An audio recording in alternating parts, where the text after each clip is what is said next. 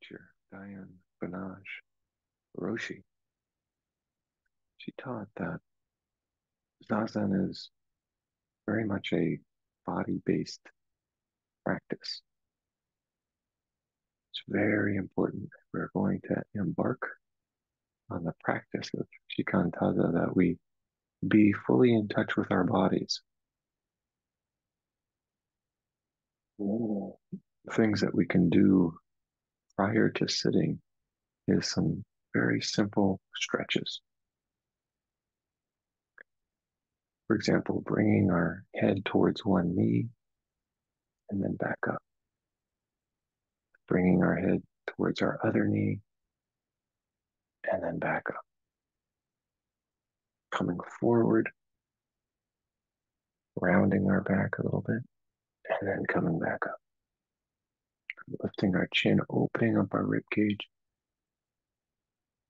and then coming back to center. Rocking our body left and right a few times. Back to center, and then forward and backward.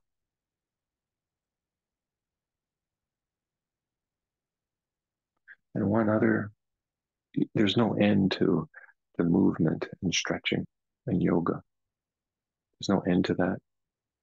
One other that we can try together right now, if you'd like, is to reach our arms up, extending them towards the ceiling, taking a breath in.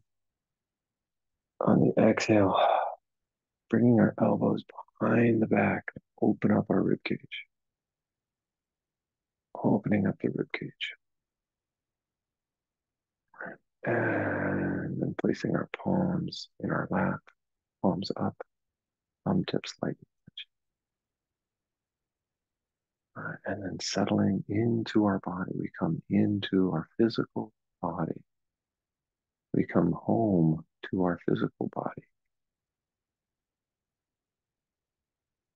As a isn't some kind of a mysterious practice. We just bring our awareness back to something that's very concrete.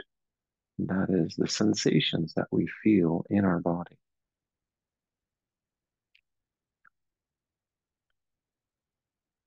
In touch with our body, we're in touch not only with what brings us joy, but also when we feel suffering, when we feel dissatisfaction, when we feel loneliness, when we feel grief. And by being in touch with our body and all of those emotions that we have, we develop empathy for those who are also experiencing different forms of suffering. We develop compassion and empathy. This is really the heart of shikantaza. And we do that by being aware of our body, feeling the places that might be vulnerable, especially the front side of our body. So that's why we emphasize good posture, so that we open up our rib cage. We have a soft belly. This is a posture of vulnerability. When we feel our own vulnerability, we develop empathy for others. And really, what else would be the point of doing Buddhist practice than to develop empathy? To develop, out of empathy comes compassion, comes kindness in our interactions, in our relationships with others.